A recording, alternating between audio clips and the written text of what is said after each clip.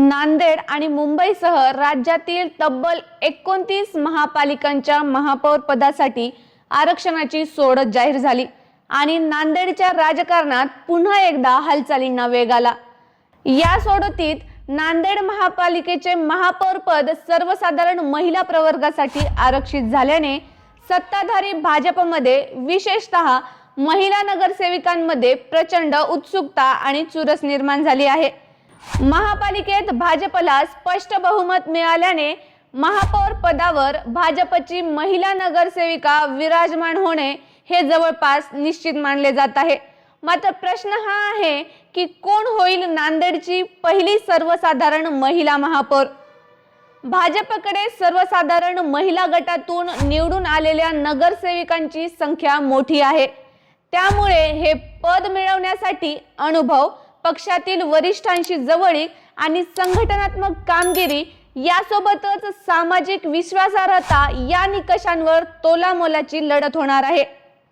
या गटात भाजपच्या ज्येष्ठ आणि नव्या चेहऱ्यांसह अपक्ष, काँग्रेस, एमआयएम, वंचित आणि शिवसेनेसह इतरही नगरसेविका आहेत। मात्र संख्याबळ आणि सत्ता लक्षात घेता भाजपच्या महिला नगरसेविकांमध्येच खरी लढत पाहायला मिळत आहे। भाजपकडील प्रमुख नावे पाहता ज्योती किशन कल्याणकर, कविता संतोष मुळे, शांभवी प्रवीण साले, वैशाली मिलिंद देशमुख, कविता नागनाथ गड्डम, सदिच्छा सोनी, सुदर्शना महेश खोमने, अनुराधा राजू काळे, रुची अलकेश भारतीया, अमृता बजरंग सिंग ठाकूर, मनप्रीत कौर कुंजीवाले आणि सुवर्णा सतीश बसवदे या सर्व नावांची सध्या पक्षांतर्गत पातळीवर जोरदार चर्चा सुरू आहे। महापौर निवडीच्या प्रक्रियेत समर्थन, विरोध आणि तटस्थ भूमिका यावरून पुढील राजकीय समीकरणांना दिशा मिळू शकते। महापौर पदाचा निर्णय हा केवळ नगरसेवकांच्या मतांवरच नव्हे तर पक्ष नेतृत्वाची पसंती, आगामी स्थानिक व विधानसभा राजकारण, सामाजिक समतोल आणि महिला नेतृत्वाचा चेहरा या सर्व बाबींवर ठरणार आहे।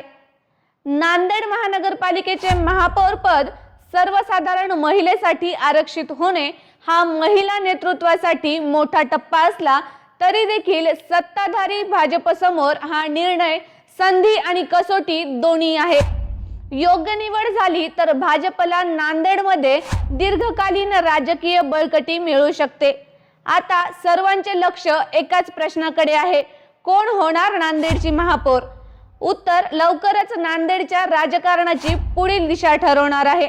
तर या संदर्भात आपले मत काय आहे? नेमकं नांदेडमध्ये महापौर पदासाठी कोणाला संधी मिळणार हे आम्हाला कमेंट करून नक्की कळवा आणि चॅनलला सबस्क्राइब करायला विसरू नका। धन्यवाद।